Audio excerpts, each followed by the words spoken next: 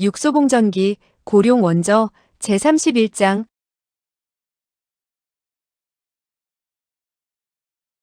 30일. 노실화상과 니인장의 독침. 9월 보름. 동틀 무렵이었다. 육소봉은 합방제의 후원에 있는 작은 문에서 나와 골목으로 들어갔다. 새벽 안개가 자욱한 길을 따라 큰 걸음으로 성큼성큼 걸었다. 육소봉은 비록 잠을 자지는 않았으나 전혀 피곤함을 느끼지 않았다.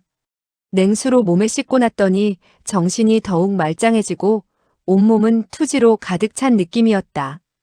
육소봉은 이 음모를 반드시 깨부수고 그 배후에 있는 주동자를 꼭 잡아내리라 이미 결심했다. 밀랍인형은 아직 그의 수중에 있었고 그는 이 사람의 얼굴을 이 밀랍인형처럼 납작하게 만들어주겠다고 마음속으로 맹세를 했다.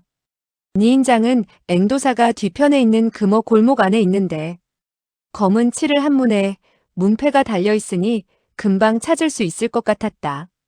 육소봉은 벌써 구양정을 만났다. 구양정은 비록 입을 열진 않았지만 안색은 많이 좋아졌고 위험한 정도는 벗어난 것처럼 보였다.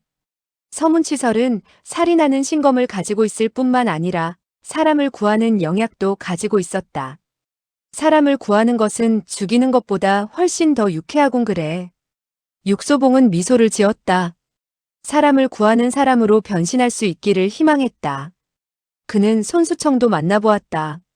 명랑하고 쾌활한 손수청도 이제는 부드럽고 얌전한 사람으로 변해 있었다. 왜냐하면 그녀도 더 이상 강호를 종횡무진 누비는 형녀가 아니라 조금만 있으면 한 아이의 어머니가 될 몸이었기 때문이다. 당신들은 저에게 축하주 대접하는 것을 잊어버리셨습니까? 육소봉은 구양정의 부드러운 눈동자를 보자 마음속으로 스스로에게 묻게 되었다. 나도 정말 결혼하게 될까? 아직은 너무 이른 생각이다. 그러나 한 남자가 자기 마음속에 이런 생각이 들게 되면 실현되는 날도 그리 멀지 않다고 볼 수 있는 것이다. 낙엽은 뿌리로 되돌아가고 사람도 결국은 결혼하게 된다. 하물며 그는 이미 너무 오랫동안 떠돌아다니면서 아무 것에도 구속받지 않는 방랑한 노릇을 했던 것이다. 비록 즐거움은 많았으나 즐거운 활락 후의 공허와 적막감은 견디기 힘든 것이었다.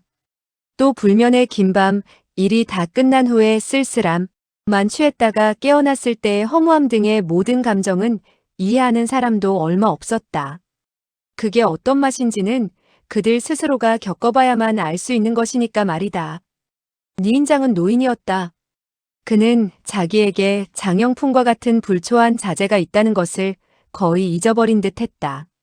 노인의 눈으로 보면 분수를 지켜 결혼하여 가업을 일으키지 않고 도리어 밖으로 나돌아다니기만 하는 방탕한 젊은이는 배워먹지 못한 놈이었다. 육소봉은 당연히 장영풍이 죽었다는 얘기를 꺼내지 않았다. 늙었다는 것만으로도 슬픈 법인데 뭐 때문에 다시 이 노인에게 슬픔 하나를 덧붙이겠는가?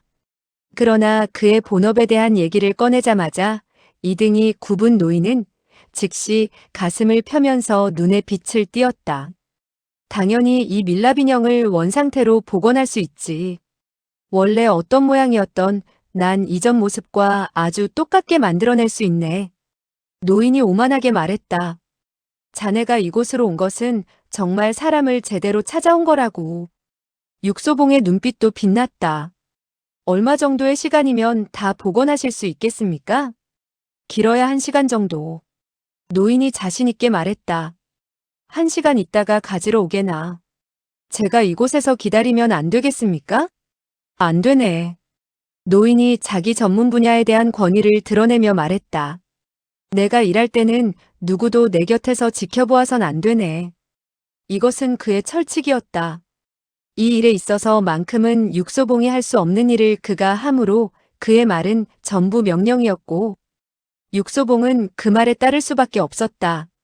하물며 1시간 동안의 여유가 생겼으니 맞은편 길가에 있는 태화거에 가서 한 잔 마시는 것도 좋을 것 같았다. 태화거는 아주 큰 찻집이었다. 날이 밝기만 하면 문을 열었고 문을 열기만 하면 곧 사람들로 가득 채워져 빈자리가 없게 되었다.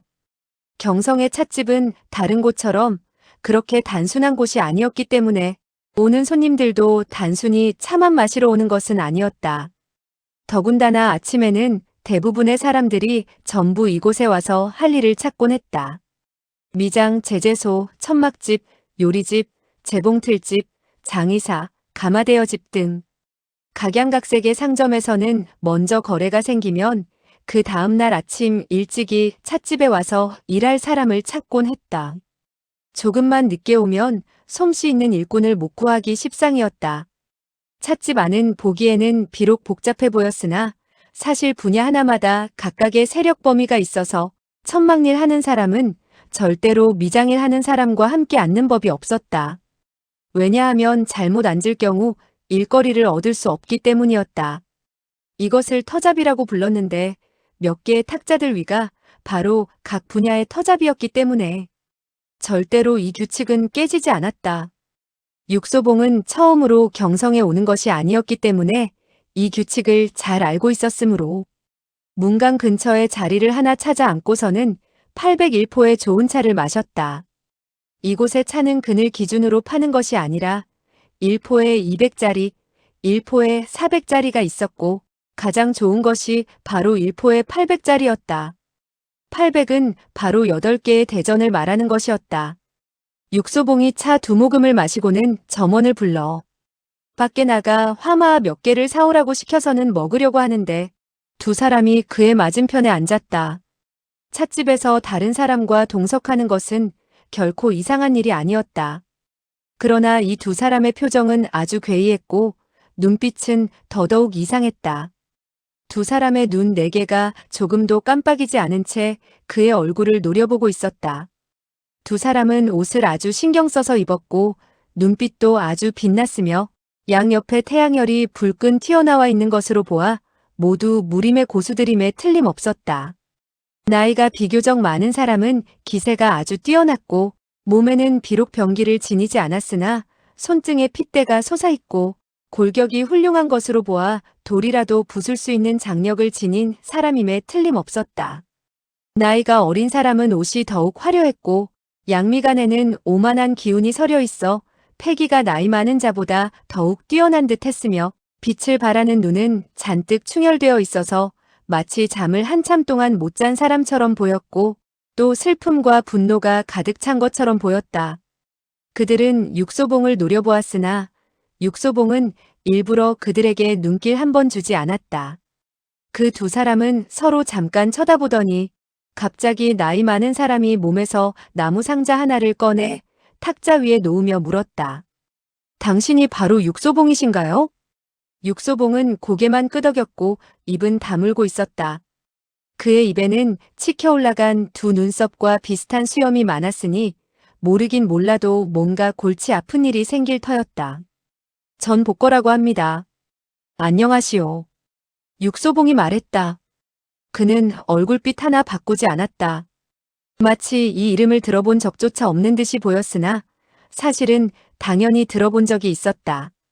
강호에서 이 이름을 들어보지 못한 사람은 아마 드물 것이다. 개천장 복거는 천상에서 유명했다. 바로 천상 일대의 36개의 사나운 도적대의 총 우두머리였으니까 말이다. 복거의 눈빛이 빛났다. 평소 그의 눈빛이 한번 빛나면 살인을 의미했으나 지금은 그저 참으며 말했다. 당신은 절 모르시는지? 육소봉이 말했다. 모릅니다. 복거가 냉소하며 말했다. 이 새 상자 안에 있는 물건은 분명 아는 물건일 것이요. 그가 상자를 열자 안에는 놀랍게도 새 덩어리의 결점 하나 없는 옥벽이 놓여 있었다. 육소봉은 물건을 볼 줄 아는 인물이었으므로 당연히 이 새 덩어리의 옥벽이 그 하나만으로도 아주 값비싼 보물이라는 것을 알아보았다. 그러나 그는 여전히 고개를 흔들면서 말했다. 이런 물건 역시 본 적이 없습니다. 복거가 차갑게 말했다. 나도 당신도 본 적이 없다는 것을 잘 압니다. 직접 이런 보물을 볼 수 있는 사람은 결코 많지 않으니까. 갑자기 그는 상자를 육소봉 앞에 밀어놓았다. 그러나 이제 당신이 한 가지 일만 승낙한다면 이건 바로 당신 것이 된다오. 무슨 일입니까? 이 새 덩어리의 옥벽과 당신의 띠 세 조각을 맞바꿉시다.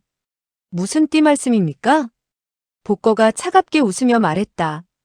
진인 앞에서는 거짓말을 하지 않는 법이요.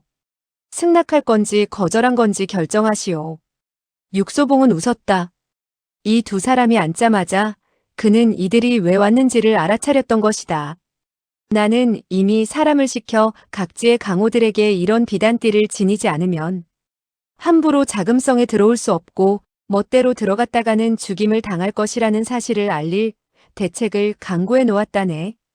위자온이 이런 말을 하는 것을 들었을 때 그는 이미 이런 귀찮은 일이 생길 것이라는 것을 예감했었다. 복건은 점점 분노를 참지 못하고 결국 큰 소리로 물었다. 승낙할 텐가, 거절할 텐가? 육소봉이 말했다. 거절하오. 육소봉의 대답은 아주 간단하고 또 아주 명쾌했다. 그는 결코 귀찮은 일을 두려워할 인물이 아니었다. 복건은 갑자기 몸을 일으켰고 안색이 완전히 변했다. 그러나 그 젊은 사람이 그를 붙잡았기 때문에 출수하지는 않았다. 젊은이가 다른 손으로 물건을 꺼내 탁자 위에 놓았다. 하나의 독질녀였다. 당시 집안이 천하를 위협할 때 그 위세를 드날리던 독질녀였다. 햇빛 아래에서 보니 이 독질녀는 아주 순수한 강철로 만들어졌을 뿐 아니라 아주 복잡하고도 정교하게 만들어져 있었다. 그 입 안에는 7개의 아주 세밀한 강침이 숨겨져 있어서 쏘기만 하면 강침이 터져서 머리에 맞든 혈관에 맞든 모두 죽게 되는 무서운 침이었다. 이런 암기는 보통 탁자에 놓아둔 채 다른 사람이 보게 할 리가 없는 법이어서 이렇듯 자세히 볼 수 있는 사람도 아주 적었다. 육소봉조차 이런 암기는 확실히 불가사의한 마력을 지니고 있어서 비록 탁자 위에 놓여 있을 뿐이라 하더라도 충분히 그 마력을 느낄 수 있음을 인정하지 않을 수 없었다. 젊은이가 갑자기 말했다. 제 성은 당가입니다. 육소봉이 말했다. 당천종? 젊은이가 오만하게 말했다. 네, 바로 그렇습니다. 그는 확실히 오만해도 좋을 만한 구석을 가지고 있었다. 당시 집안의 형제들 중에서 나이는 비록 어려도 무공은 가장 높았고 위세도 가장 당당했다. 육소봉이 말했다. 자네는 자네의 암기와 내 비단을 맞바꾸려고 하는 건가? 암기란 생명이 없는 것이니 만일 당신이 그것을 어떻게 사용해야 하는지 모른다면 설사 내가 주머니 속의 암기를 전부 당신께 드린다 해도 분명 아무 쓸모가 없을 겁니다. 육소봉이 탄식하며 말했다. 원래 자네는 그저 내게 보여주려고만 했던 것이로군. 당천종이 말했다. 이런 암기를 볼 수 있는 사람은 아주 적습니다. 난 역시 비단띠를 꺼내서 보여줄 수는 있다네. 그런 비단띠를 볼 수 있는 사람도 역시 극소수라네. 그러나 아쉽게도 그걸로는 사람을 죽일 수가 없지. 그건 어떤 자의 손에 있나를 봐야 하는 것일세. 어떤 경우엔 지푸라기 하나조차도 사람을 죽이는 무기가 되기도 하니까. 당천종이 얼굴을 굳히고 그를 바라보고 있다가 갑자기 탁자 위에 올려놓았던 손을 탕 치니 탁자에 놓여있던 독질녀가 곧장 공중으로 튀어올라 쉭 하는 소리를 내며 삼장이나 날아가더니 탁 하고 곧장 대들보에 박혔다. 당천종의 암기 다루는 솜씨는 매우 훌륭할 뿐 아니라 손놀림이 아주 놀라웠다. 육소봉은 아무것도 보지 못한 듯 했다. 당천종의 얼굴빛이 더욱 차분해졌다. 이것이야말로 진짜 살인을 하는 무기라오. 그래. 새 덩어리의 옥벽에 목숨 하나까지 더해서 어떻소 바꾸겠습니까? 육소봉이 말했다. 목숨까지? 당천종이 말했다. 당신 목숨 말입니다. 육소봉이 웃으며 말했다. 내가 만일 바꾸지 않겠다면 자네가 내 목숨을 가져가시겠다 이건가? 당천종이 차갑게 웃었다. 육소봉은 천천히 차를 따라 두 모금을 마시다가 갑자기 다른 생각 하나가 떠올랐다. 당천종과 복거가 이곳에 와서 그를 찾을 수 있었다는 것은 다른 사람도 마찬가지로 그의 행적을 찾아낼 수 있다는 얘기가 되는 것이다. 니인장은 확실히 그 밀랍 인형을 복원시킬 수 있으니 분명 그를 죽여 입을 막으려는 사람이 있을 게 뻔했다. 육소봉은 찻잔을 내려놓고 더 이상 이 두 사람과 또 다른 문제를 만들지 않을 결심을 했다. 그것은 그의 최후의 단서였으므로 니인장은 절대 죽어선 안 되는 것이다. 당천종이 말했다. 생각을 정하셨습니까? 육소봉은 웃으면서 천천히 일어나 탁자 위의 옥벽 새 덩어리를 자신의 주머니에 집어넣었다. 복거가 얼굴에 미소를 띠며 말했다. 바꾸시겠습니까? 육소봉이 말했다. 바꾸지 않겠소. 복거의 안색이 급하게 변하며 말했다. 바꾸지 않겠다면 왜 우리의 옥벽을 가져가는 거요? 육소봉이 유유히 말했다. 내가 당신들의 얘기를 이토록 오랜 시간 들어주었으니 나의 시간과 당신의 물건을 바꿔가야 하지 않겠소. 나의 시간은 항상 아주 귀중한 보배였다오. 복거가 갑자기 몸을 일으켰다. 이번에는 당천종도 그를 붙잡지 않고 한 손을 벌써 허리에 찬 표범가죽 주머니에 집어넣고 있었다. 육소봉은 마치 아직도 그들을 보지 않은 듯 미소를 지으며 말했다. 당신들이 만약 비단띠를 원한다면 굳이 못 가져갈 이유도 없소. 다만 내 조건을 들어준다면 말이오. 복거가 분노를 사기며 말했다. 무슨 조건인가? 육소봉이 말했다. 당신들 모두가 무릎을 꿇고 나에게 3번 절한다면 한 사람 앞에 띠 하나씩 드리겠소. 복거가 분노하며 손을 휘둘렀다. 당천종도 이미 출수하고 있었다. 단지 팍 하는 소리가 한 번 들리더니 복거의 손에 갑자기 많은 차주전자들이 쥐어졌고 그것들이 깨져서는 찬물이 그의 도포에 잔뜩 흐르고 있었다. 그러나 그는 찻잔이 어떻게 자기 손 안에 들어오게 되었는지 알지 못했다. 그의 손은 본래 육소봉의 어깨를 낚아채려던 것이었는데 육소봉에 보이지 않는 출수에 의해 이 차주전자를 잡게 되었던 것이다. 당천종은 표범가죽 주머니 속에서 암기를 한 주먹 가득 쥐었으나 무엇 때문인지 손이 움직여지질 않았다. 다시 육소봉을 보니 그는 이미 맞은편 길가를 걸어가고 있었다. 그가 미소 지으며 그들에게 손을 흔들며 말했다. 차주전자는 당신이 망가뜨렸으니 당신이 배상하시오. 찻값도 당신께 맡기리다. 정말 고맙소. 잘 마셨습니다. 복거가 그래도 뒤쫓아가려고 할 때 갑자기 당천종의 입에서 쓰쓰 하는 소리가 들려 쳐다보았더니 그의 얼굴이 하얗다가는 파래지고 파랗다가는 다시 붉어지면서 온통 땀투성이가 되어 바닥에 쓰러지고 있었다. 혈도를 눌린 것이 틀림없었다. 육소봉은 언제 출수했을까? 복거의 검푸른 얼굴이 갑자기 창백해지더니 길게 탄식하면서 의자에 털썩 주저앉았다. 문 밖에서 갑자기 어떤 사람이 웃었다. 육소봉이 말을 듣게 하려면 먼저 손을 써야지. 그의 손을 움직이게 내버려 두면 자네들이 도리어 그의 말을 듣게 될 수밖에 없다고. 내가 진작에 말하지 않았나. 한 사람이 천천히 걸어 들어왔는데 머리가 번쩍번쩍 빛났고 웃는 모습이 마치 진흙 보살 같았다. 중에 하는 말은 항상 진실이라네. 자네들도 이제는 믿겠지. 육소봉은 노실화상을 보지 못했다. 그가 만일 보았다면 마음이 분명 더욱 조급해졌을 것이다. 비록 보지는 못했지만 벌써부터 마음이 급해 미칠 지경이었다. 급할 뿐만 아니라 후회스러운 느낌도 들었다. 그는 처음부터 니인장 혼자 그곳에 남겨두어서는 안 되는 거였다. 적어도 문 밖에서 지키고 있기라도 했어야 했다. 안타깝게도 육소봉이라는 인물은 좋은 차를 마실 수 있는 기회만 생기면 다른 사람의 문 밖에서 바람 맞는 일을 절대 하려고 들지를 않았다. 지금 그는 그 3번째 인물이 아직 니인장을 찾아가지 않았기만을 바랄 뿐이었다. 그는 심지어 니인장이 아직 잘 살아있고 그 밀랍 인형을 잘 복원시켜 그에게 넘겨주기만 하면 3개월 동안은 아무리 맛있는 차라도 절대 마시지 않겠노라고 맹세하며 마음속으로 빌고 또 빌었다. 니인장의 집에 도착해서 보니 조금 전의 걱정은 모두 육소봉의 기우였다. 그는 여전히 잘 살아있었고 아까보다 더 유쾌한 듯이 보였다. 왜냐하면 그 밀랍 인형은 이미 복원되어 있었고 돈을 받게 되었기 때문이었다. 사람이 나이를 먹을수록 돈 쓰는 기회는 점점 더 많아지지만 돈을 버는 즐거움은 점점 더 줄어드는 법이다. 돈을 버는 것과 쓰는 이 두 가지 일은 보통 반비례하니 이상하지 않은가? 육소봉은 문을 들어서자마자 니인장을 보고는 안도의 숨을 내쉬었다. 뜻밖에도 마음속으로 했던 결심을 잊지 않고 있었다. 3개월 내에는 절대로 차를 마실 수 없다. 좋은 차든 나쁜 차든 마시면 절대 안 된다.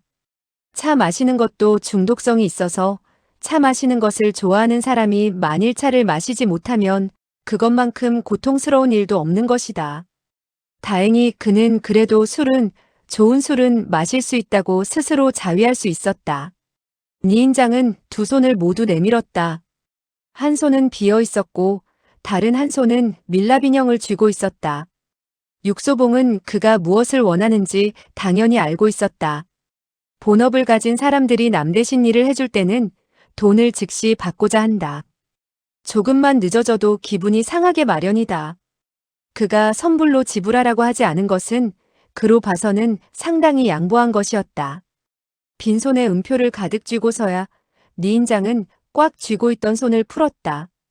니인장의 얼굴에는 웃음이 떠올랐으나 육소봉의 얼굴에는 웃음이 나오지 않았다. 그 밀랍 인형의 얼굴은 바로 서문치설의 얼굴이었던 것이다. 금호골목은 아주 조용하고 고급스러운 골목이었고 9월에 태양이 내리비치고 덥지도 않은 알맞은 날씨였다. 날씨가 맑은 날에 이런 골목을 걷는다는 것은 아주 유쾌한 일이었다. 그러나 육소봉은 조금도 유쾌하지 않았다. 그는 서문치설이 장영풍을 죽인 살인범이라는 것을 절대 믿을 수 없었고 서문치설이 그 태감들과 야합할 수 있다는 것 또한 더더욱 믿기지 않았다. 가장 중요한 것은 서문치설은 절대로 거짓말을 하지 않고 또 그를 속일 리 없다는 것을 그가 믿는다는 점이다. 하지만 이 밀랍 인형의 얼굴은 바로 서문치설의 얼굴이었다. 그는 니인장에게 묻고 싶었다. 당신이 혹시 잘못 만들었을 가능성은 없습니까? 그러나 그는 묻지 않았다. 왜냐하면 그는 항상 다른 사람의 재능과 지위를 존중했기 때문이었다. 이 방면에 있어서는 의심할 바 없이 니인장의 권위가 절대적이었다. 만약 니인장에게 밀랍 인형을 잘못 만들었다고 말한다면 그것은 그의 귀싸대기를 한 대 갈기는 것보다도 그를 더 견디기 힘들게 하는 것이 되는 것이다. 육소봉은 마음이 너무 괴로웠다. 이 밀랍 인형은 그가 제일 기대하던 단서였는데 이 단서를 얻고 나니 이전보다도 더 복잡하고 알 수 없게 되어버렸다. 이것은 도대체 어떻게 된 영문일까? 그는 정말로 알 수가 없었다. 덥지도 춥지도 않은 태양빛이 그의 얼굴과 손에 든 밀랍 인형의 얼굴을 비추고 있었다. 그는 이 밀랍 인형을 보며 걸으면서 골목을 빠져나오다가 갑자기 뛰어오르더니 몸을 돌려 뒤돌아 뛰어갔다. 마침 뒤에서 무슨 채찍이 때리고 있는 듯이 급한 모습이었다. 그는 또 무엇을 발견한 것일까? 니인장이 손님을 받는 곳은 바로 그가 작업하는 작업실이기도 했다. 그 방은 3면이 창문이었고 큰 탁자 위에는 각양각색의 염료와 조각칼 그리고 그림붓 등이 놓여 있었다. 다른 사람을 위해 인형을 빚어주는 것 외에 그는 도장을 파거나 초상화를 그리기도 했다. 육소봉이 3번째로 이곳을 찾았을 때 이 노인은 탁자에 머리를 묶고 도장을 파는 중이었다. 사람이 문을 두드리고 들어왔는데도 고개조차 들지 않았다. 창문은 많았지만 여전히 방 안은 어두웠고 노인의 눈 또한 별로 좋지 않았으므로 얼굴이 거의 탁자의 표면에 닿을 듯했다.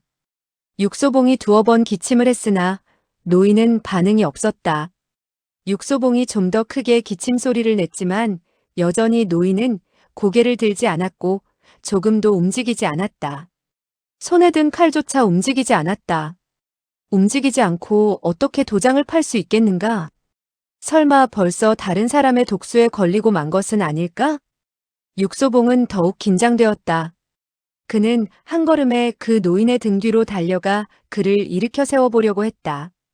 그런데 갑자기 노인이 입을 열었다. 바깥 바람이 세니 어서 문을 닫고 오게나. 육소봉은 기절할 뻔했다. 쓰게 웃으며 돌아가 문을 닫고 있는 자신이 마치 무슨 의부증에 걸린 여편내 같다는 생각이 들었다. 왜 왔는가? 밀랍 인형을 바꾸러 왔습니다. 어떤 밀랍 인형 말인가? 방금 저에게 건네준 것은 틀린 것이니 원래의 것으로 다시 바꿔주셨으면 합니다. 골목 입구에 가서야 그는 니인장이 건네준 밀랍 인형의 얼굴색이 누런빛이라는 것을 발견했던 것이다. 어민영이 그에게 준 밀랍 인형은 분명 엷은 푸른색이었다. 분명히 이 노인네가 바꿔쳐서 서문치설이 그 살인범 대신 누명을 쓰도록 한 것이 틀림없었다. 이 노인네는 살인범과 같은 패거리든지 아니면 그들에게 매수를 당했을 것이다. 육소봉이 말했다. 전 그 밀랍 인형을 원상복구시켜달라고 부탁드렸지 새로 만들어달라고 한 적은 없습니다. 육소봉은 천천히 다가가서 이 노인이 쥐고 있는 조각돌을 바라보았다. 도장을 파는 칼로도 얼마든지 사람을 죽일 수 있다. 그는 다른 사람이 자기를 도장처럼 취급해서 목에다 칼을 대는 걸 원치 않았다. 그러나 니인장은 손에 든 칼을 내려놓더니 천천히 고개를 돌리며 말했다.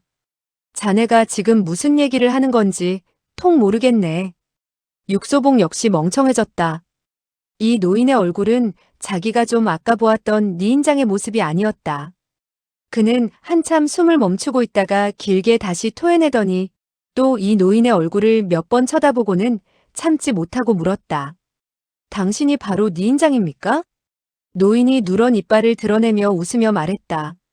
왕마자의 칼에는 진짜와 가짜가 있을 수 있지만 니인장은 그렇지 않다네. 육소봉이 말했다. 방금 전에 그 사람은요? 니인장이 사방을 둘러보며 말했다. 자넨 누굴 말하는 건가? 좀 전에 밖에서 돌아왔을 때 이곳엔 귀신 그림자조차 없었다네. 육소봉은 입안 가득히 쓴맛을 느낄 수밖에 없었다. 마치 누군가에 의해 억지로 썩은 복숭아를 씹고 있는 느낌이었다. 니인장은 그의 손에 있는 밀랍 인형을 보더니 돌연 말했다. 이건 내가 빚어낸 건데 어떻게 자네 손에 가 있는 거지? 육소봉이 즉시 물었다. 이 사람을 본 적이 있으십니까? 없네. 이 사람을 본 적이 없으시다면서 어떻게 그를 빚어냈습니까? 니인장이 웃으며 말했다. 본 적이 없어도 충분히 그 상을 빚어낼 수 있다네. 혹시 어떤 사람이 이 사람의 모습을 그려와서 당신더러 그대로 빚어달라고 한 게 아닙니까? 이제서야 뭘 좀 알겠는가 보군. 당신께 이 인형을 빚어달라고 한 사람이 누굽니까? 바로 이 사람일세. 그는 몸을 돌려 탁자 위에 진흙 인형을 가져오며 말했다. 그가 왔을 때 마침 내 손에 진흙 한 덩이가 있어서 대충 그의 모습을 본떠 빚어놓고는 그에게 주는 것을 잊어버렸다네. 육소봉의 눈이 또 빛났다. 안타깝게도 노인의 손에는 진흙 인형의 뒷부분만 보일 뿐이어서 그는 그가 가장 보고 싶어하는 이 얼굴을 아직 볼 수가 없었다. 니인장은 여전히 고개를 저으며 탄식하며 중얼거렸다. 사람이 나이를 먹으면 머리가 쓸모없게 되어버린다니까. 이렇게 잊어버리지 않으면 또 저렇게 잊어버리게 되니 원. 육소봉이 유유히 웃으며 말했다. 비록 당신 머리는 좋지 않다 하더라도 운은 대단히 좋군요. 무슨 운말인가? 당신이 만일 이 진흙 인형을 그에게 건네주는 걸 잊지 않았다면 500냥의 은자를 벌지 못했을 테니까 말입니다. 니인장의 눈빛 역시 빛났다. 자네가 내게 500냥의 은자를 주려고 그러는가? 육소봉이 말했다. 당신이 그 진흙 인형을 제게 주신다면 500냥의 은자를 즉시 드리지요. 니인장은 입도 다물지 못하고 좋아하며 웃다가 즉시 손에 들고 있던 진흙 인형을 육소봉에게 내밀었다. 육소봉이 막 받으려는 순간 갑자기 펑 하는 소리가 나면서 돌연 진흙 인간의 머리가 갈라지며 7, 8개의 암기가 곧장 그의 인후로 날아왔다. 이 진흙 인형 안에 아주 극독하고 위험한 암기가 숨겨져 있었고 그 거리는 육소봉과 불과 두 척도 채 못 되는 그런 거리였다. 두 척의 거리, 번개 같은 속도, 완전히 예상 바뀐 상황에 7개의 무시무시한 독침이라니. 천하의 육소봉도 이번에는 죽는 것이 확실한 듯 했다. 누구든 이런 상황에선 죽게 되는 것이 확실한 것이다. 이 세상에 이런 거리와 이런 속도, 이런 암기로부터 빠져나갈 수 있는 사람은 아무도 없을 것이었다. 이번 습격은 확실히 심사숙고하여 결론 내린 것으로 10중 8구는 확실할 뿐 아니라 만에 하나라도 실패할 수가 없는 계획이었다. 육소봉조차도 절대 빠져나갈 수 없었다. 그러나 그는 쉽게 죽지 않았다. 왜냐하면 아직 그의 손에 밀랍인형을 쥐고 있었기 때문이었다. 펑 하는 소리가 나고 기계가 움직이자마자 그는 손을 휘둘러 손가락으로 이 밀랍인형을 튕겨 그 7개의 암기 쪽으로 날려보냈던 것이다.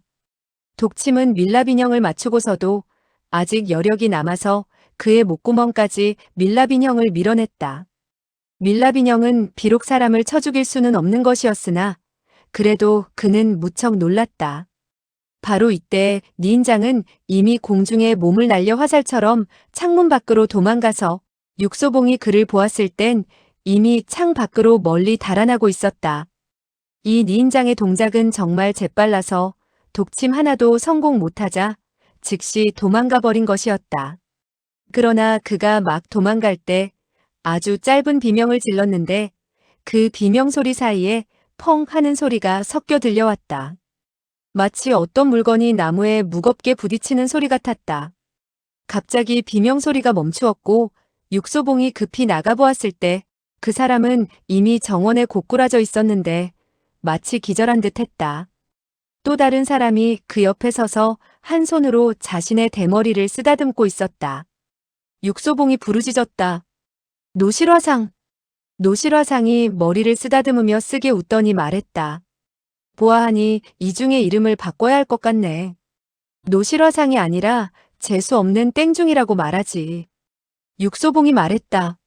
내가 재수 없지 않다면 어찌 다른 사람의 머리가 내 머리에 와 부딪힐 수 있겠는가?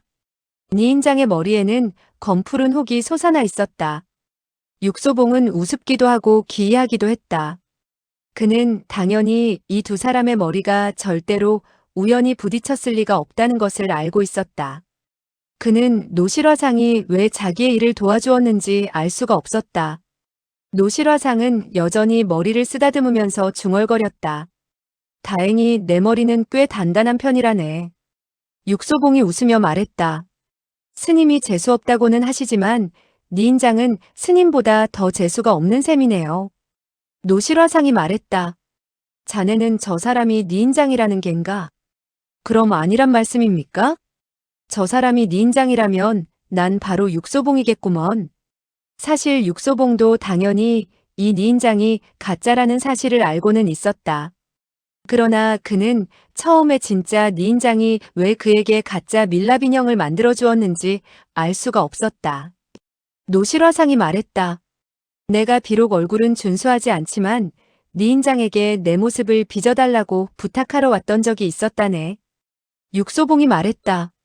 그래서 스님께서 니인장을 아시는 거로군요. 노실화상이 고개를 끄덕이며 말했다. 자네가 그가 빚은 인형을 갖고 싶지 않나? 육소봉이 웃으며 말했다.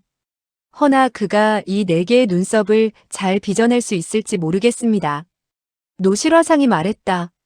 설령 자네의 눈썹이 8개라 하더라도 그는 하나도 빠뜨릴 리가 없다네. 솜씨는 완벽하네만 안타깝게도 이제 그는 다른 사람이 자기 모습을 빚어주기만 기다리는 신세가 되었다네. 육소봉이 미간을 찌푸리며 말했다. 어째서요? 노실화상이 말했다. 내가 방금 뒤뜰에 난 길을 따라 걸어오다 보니 뒤편에 우물이 하나 있더군. 육소봉이 말했다. 우물 안에 뭐가 있었습니까? 노실화상이 탄식하며 말했다. 직접 가서 보는 게 좋겠네. 우물 안에는 당연히 우물물이 있었다. 그러나 이 우물 안에 있는 물의 색깔은 붉었다. 니인장에 피었다. 난 바로 우물 안에서 나는 피비린내를 맡고 가서 보게 된 거라네. 노실화상은 두 손을 모아 합장하더니 괴로운 얼굴로 말했다.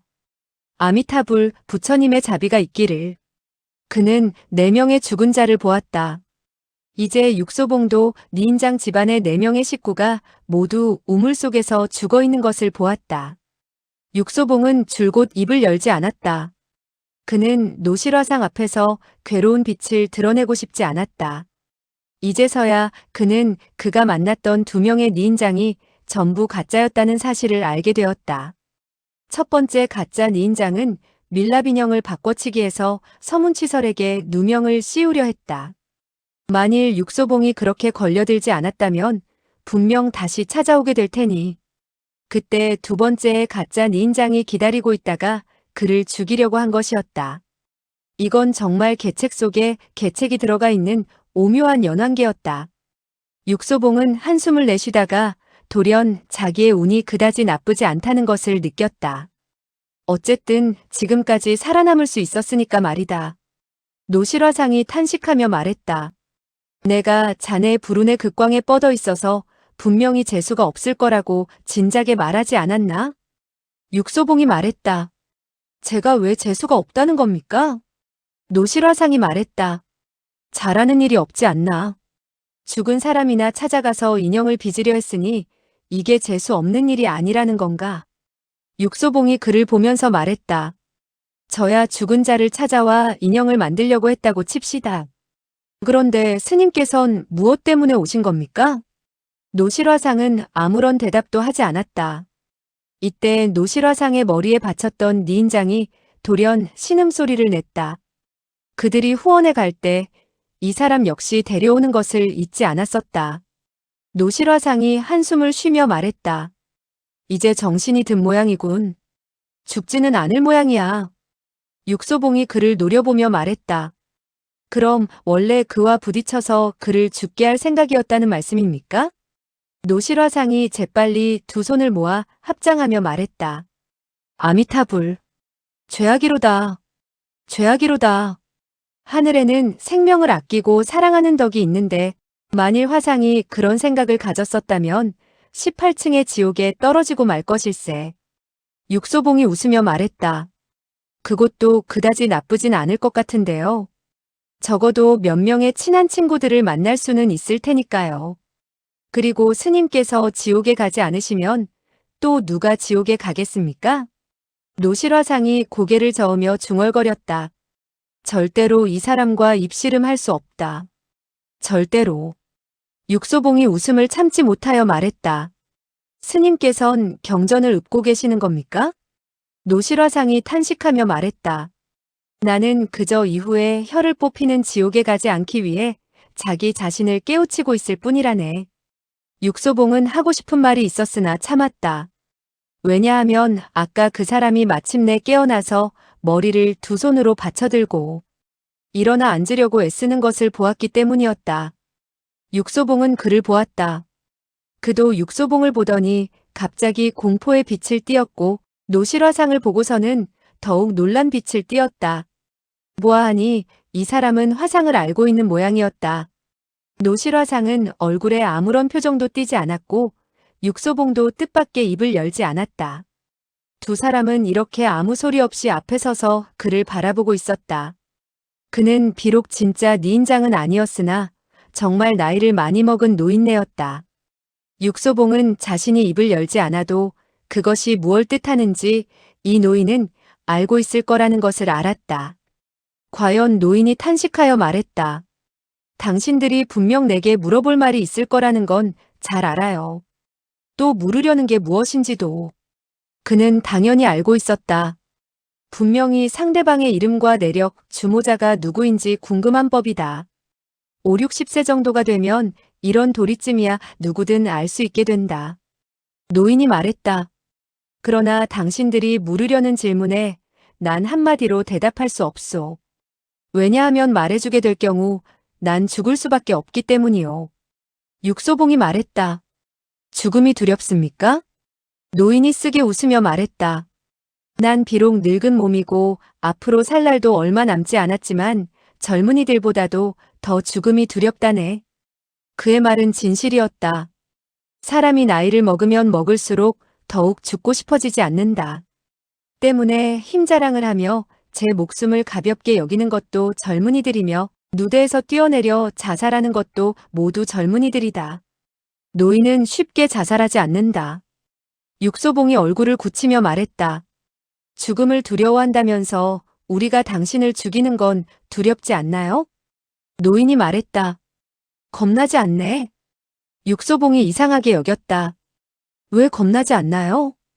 노인이 말했다. 이토록 오래 살아왔는데 그런 것도 못 알아본다면 내가 헛산 게 아니겠나?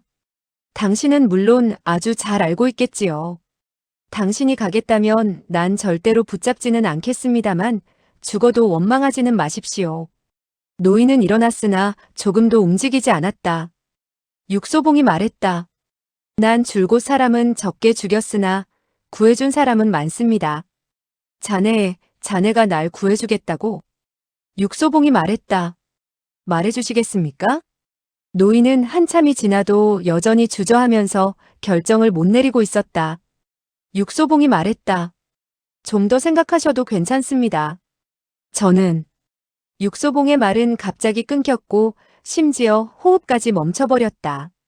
갑자기 이 노인의 눈이 새파랗게 질리더니 그 새파란 눈에서 한 줄기 붉은 핏줄기가 터져나오는 것을 보았기 때문이었다. 그가 뛰어갔을 때 그 노인의 눈동자는 이미 찢겨져 있었으나 본인은 마치 조금도 고통스럽지 않은 듯 했다. 육소봉이 그의 손을 잡아 끌려고 하니 손은 이미 딱딱해져 있었다. 빨리 말하세요. 그의 이름을 말해야 합니다. 노인의 입술이 조금 달싹거리더니 얼굴에 기이한 웃음이 떠올랐다. 웃음이 떠오르는 순간 몸은 이미 굳어져 버렸다. 전신의 피부가 전부 소가죽처럼 굳어졌고 육소봉이 한번 건드렸더니 마치 가죽이 찢어지는 듯한 소리가 났다. 노실화상도 놀라 엉겁결에 소리를 내며 말했다. 이것은 강시목 매산이군. 육소봉이 가볍게 숨을 토하며 말했다. 독이 혈관에 들어가 사람이 강시가 되어버린 거지요. 노실화상이 말했다. 그가 이곳에 왔을 때 이미 중독되어 있다가 이제 와서야 독성이 퍼진 건 아닐까?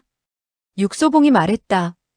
만일 당신과 부딪혀 기절하지 않았으면 문을 나서자마자 곧 강시가 되어버렸을지도 모르겠습니다. 노실화상이 말했다. 그러니 이 계획이 달성되든 안 되든 그는 죽을 수밖에 없는 거였군. 육소봉이 탄식하며 말했다. 이렇게 주도면밀한 계획과 이토록 큰 희생이 대체 무엇을 위한 것일까요? 노실화상이 말했다. 자네를 죽이기 위해서지.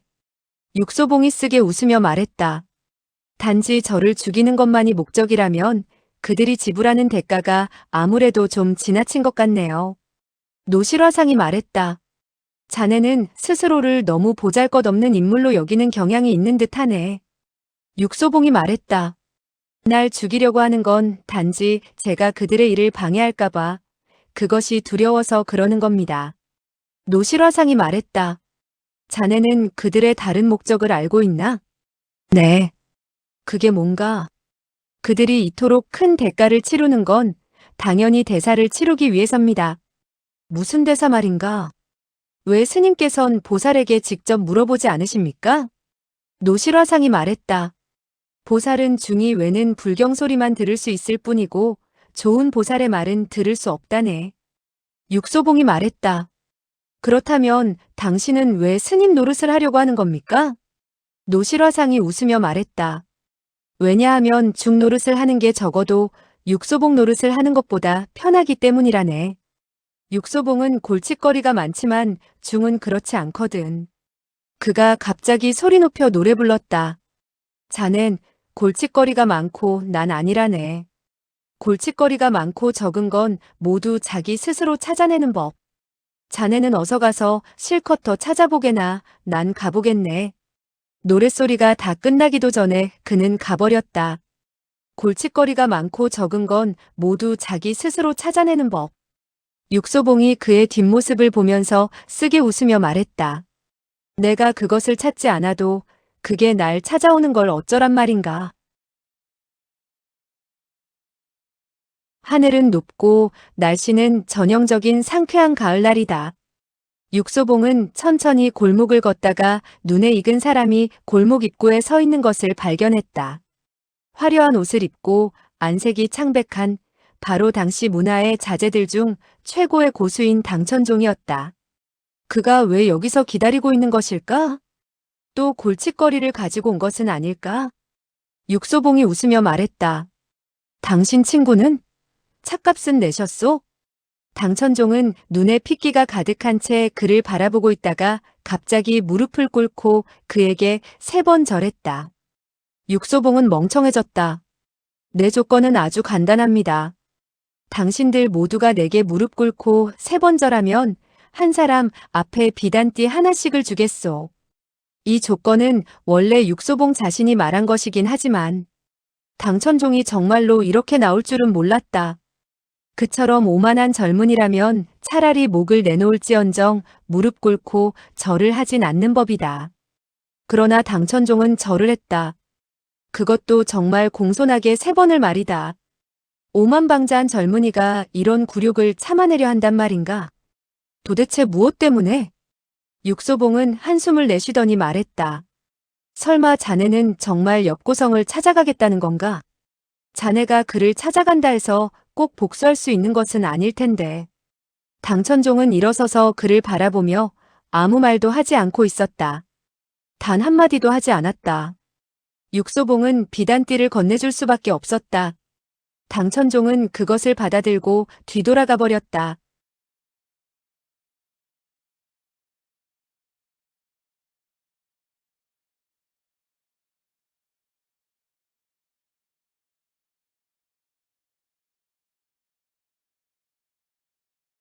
육소봉전기 고룡 원저 제32장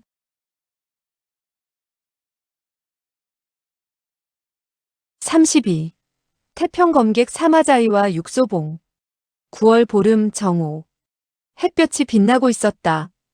육소봉은 금어골목에서 나와 번화한 길을 따라 걷고 있었다. 밤새 잠은 한 잠도 안 잤지만 여전히 활력 있고 정신이 말짱한 것처럼 보였다. 길거리에는 선남선녀들이 왔다 갔다 하고 있었고 양 길가의 크고 작은 상점들은 장사에 정신이 없었다. 그는 비록 온통 귀찮고 골치 아픈 일에 휩싸였으나 마음은 여전히 유쾌했다. 왜냐하면 그는 사람들을 좋아했기 때문이었다. 육소봉은 여자를 좋아했고 아이들을 좋아했으며 친구들을 좋아했다. 모든 사람들에 대해 충분한 사랑을 가지고 있었다. 대부분의 사람들 역시 그를 좋아했다. 그가 걸치고 있는 옷은 의외로 맑게 빛났고 허리는 꼿꼿해서 10대나 20대의 여인들이 그를 볼 때면 어쩔 수 없이 반하게 되곤 했다. 원래 그가 허리에 묶고 있던 비단띠를 지금은 모두 풀어 어깨에 걸치고 있었다. 6개의 띠 중에서 이미 2개는 다른 사람에게 주었다. 하나는 노실화상에게 주었고 또 하나는 당천종에게 주었다. 이제 그는 남은 4개 처리하기 어려운 이것들을 빨리 다른 사람에게 나눠줄 수 있기만을 바랄 뿐이었다.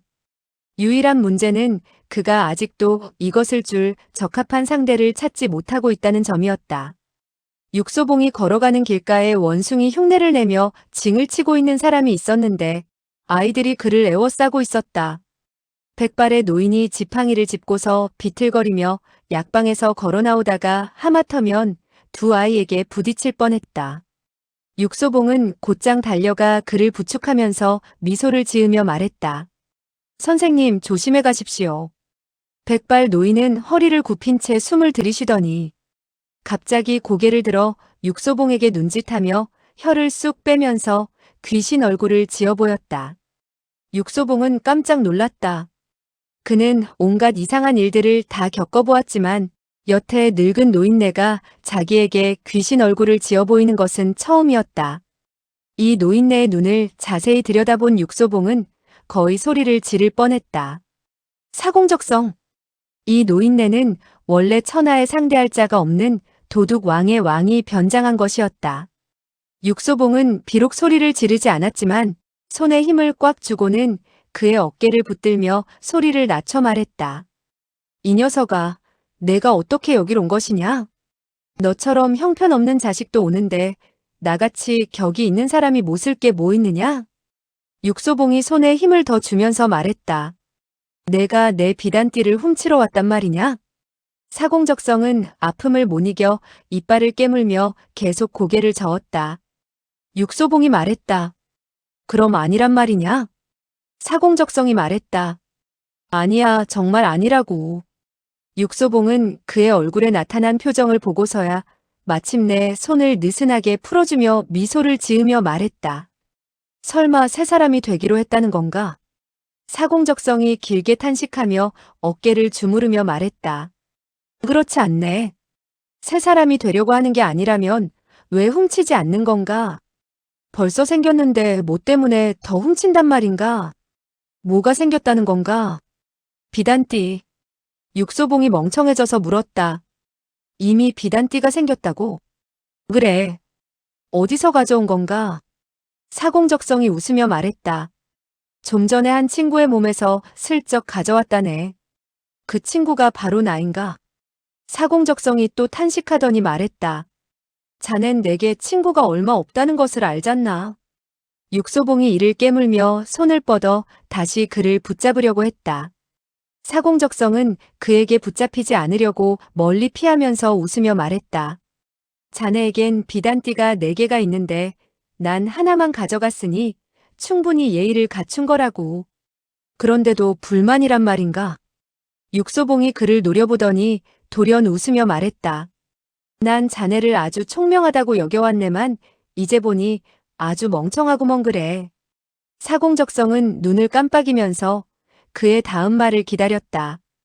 육소봉이 말했다. 그게 만일 진짜라면 내가 어떻게 아무렇게나 몸에 걸치고 다닐 수 있단 말인가? 생각을 좀 해보라고. 사공적성이 얼떨결에 소리를 내며 말했다.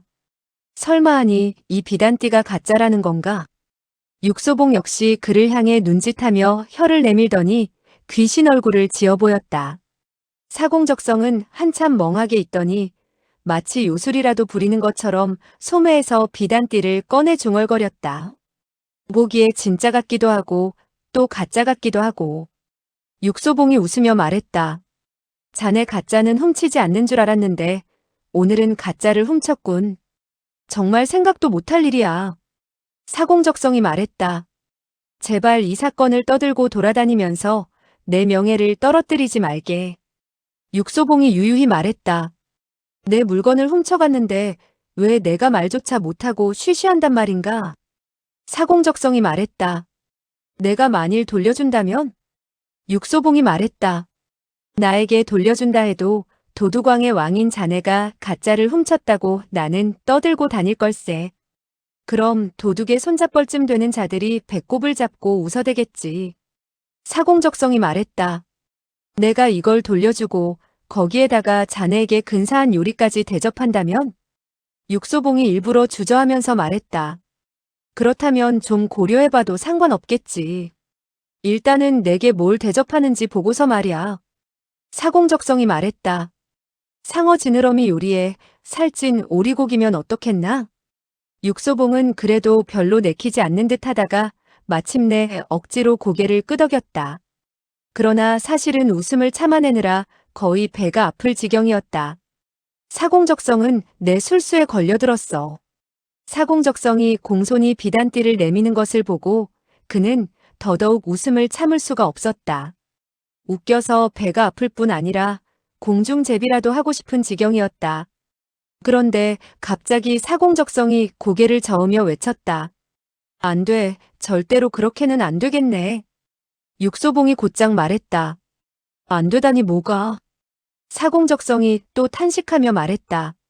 오리고기는 너무 지방분이 많고 상어 지느러미는 너무 느끼하니 많이 먹으면 분명 설사하고 말 걸세. 우리는 오랜 친구이니 난 절대로 자네가 탈나는 꼴을 보고 싶지 않네. 육소봉은 얼떨떨해졌다. 사공적성이 눈을 깜빡이며 말했다. 더군다나 가짜 비단띠라도 없는 것보다는 있는 게 낫다는 생각이 들었네. 어때 그렇지 않은가? 사공적성은 거의 웃음을 참지 못하는 듯 하더니 마침내 웃음을 터뜨리고는 3번 공중제비를 돌며 지붕으로 뛰어 올라가서는 육소봉을 향해 손을 흔들고는 사라져버렸다. 육소봉은 기가 막혀 이빨을 꽉 물고 말했다. 이 자식은 정말 어려운 상대야. 이 녀석을 만나기만 하면 재수가 없으니 원. 육소봉의 말이 채 끝나기도 전에 갑자기 원숭이 흉내내는 구경을 하던 어린애들이 몰려와 그를 삥 둘러싸더니 얼굴을 쳐들고 그를 바라보면서 마치 그 구경보다 더 재미있을 일을 기대하듯이 그의 얼굴을 쳐다보고 있었다. 육소봉이 쓰게 웃으며 말했다. 너희들은 왜 저쪽의 원숭이 흉내를 구경하지 않고 나한테 왔니? 한 아이가 고개를 저으며 말했다. 그건 재미없어요. 아저씨가 더 재미있어요. 육소봉은 분통이 터지기도 하고 어처구니가 없기도 해서 물었다. 내가 뭐가 더 재미있다는 거니? 아저씨는 그 할아버지랑 친구니까 분명히 그 할아버지처럼 날 수 있을 거예요. 육소봉은 그제서야 이 아이들이 단순히 나는 사람에 대한 호기심에서 온 것이라는 것을 알게 되었다. 아이들은 졸라댔다. 아저씨, 좀 날아보세요, 네. 육소봉은 한숨을 쉬다가 또 웃으며 말했다.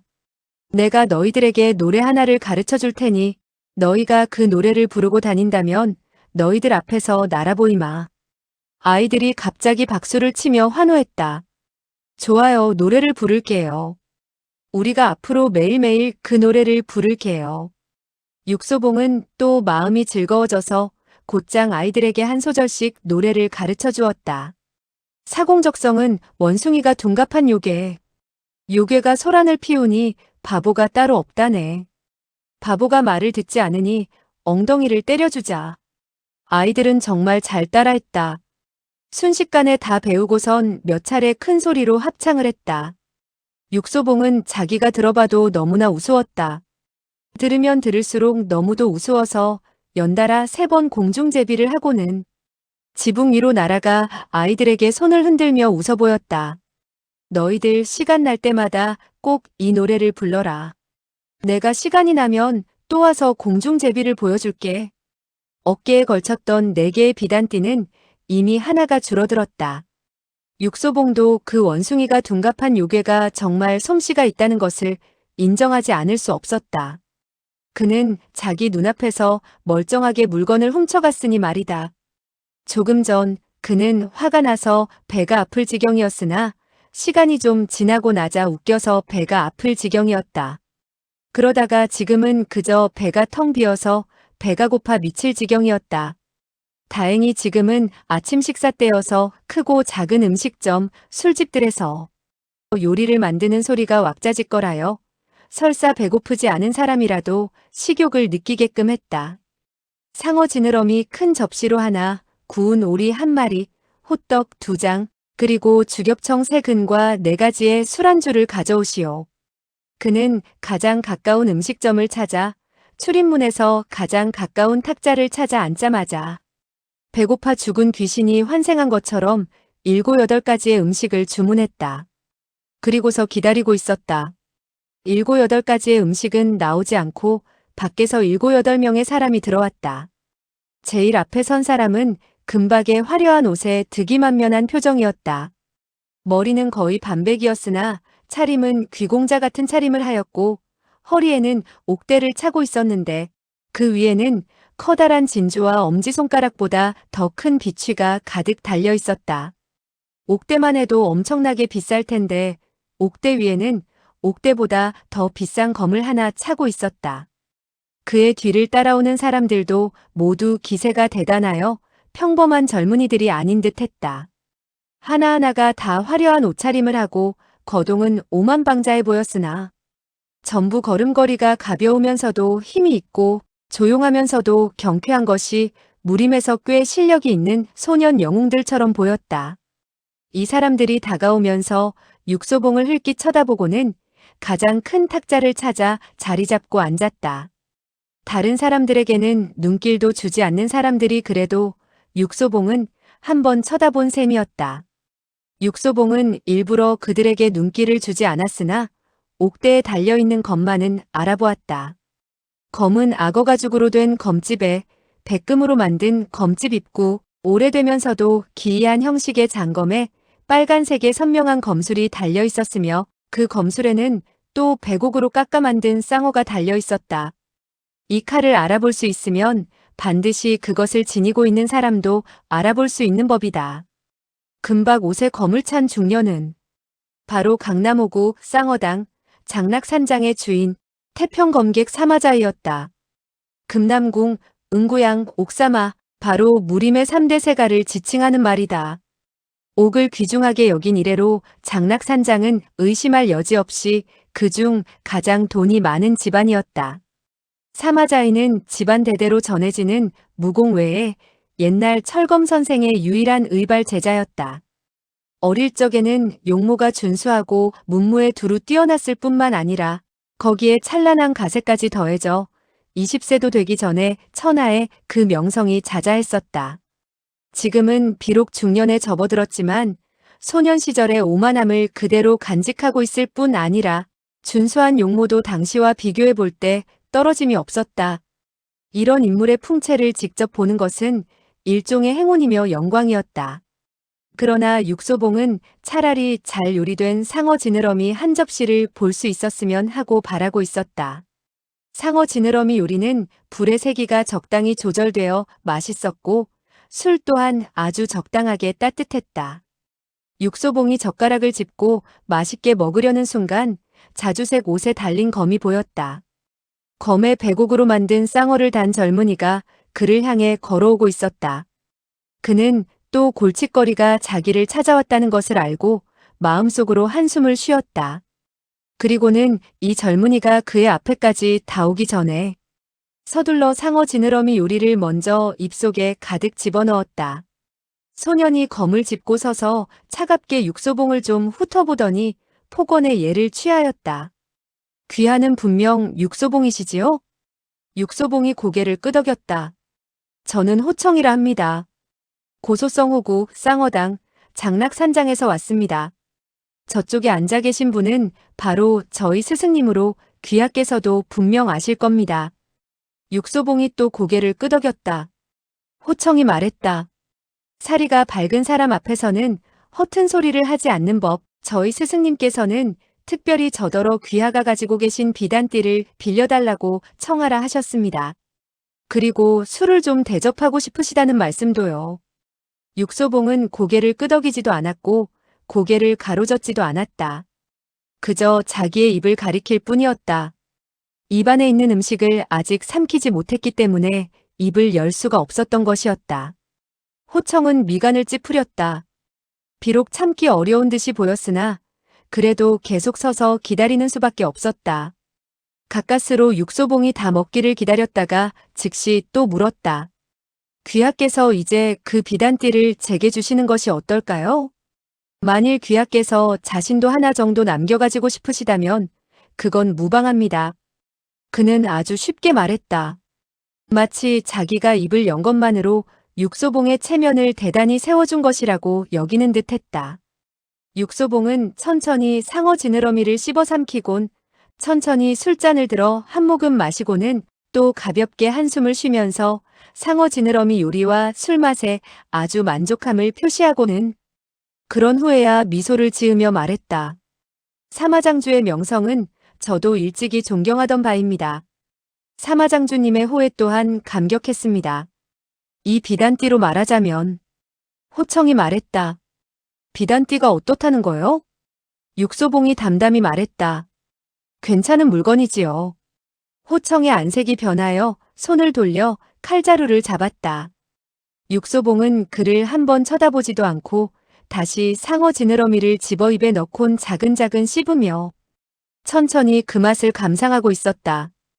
호청은 그를 노려보고 있었는데 손등에 힘줄이 솟아올라 마치 검을 빼고 싶은 욕구를 거의 참지 못하는 듯 했다. 등 뒤에 있던 어떤 사람이 두세 번 기침하며 말했다. 너의 그 빌린다는 말은 별로 적당한 말이 아니다. 그런 물건은 누구든지 빌려주려 하지 않을 테니까. 사마자이가 뜻밖의 친히 다가오다가 거리를 두고는 멈춰섰다. 마치 육소봉이 그를 영접해주기를 기다리는 듯 했다. 육소봉은 움직이지 않았다.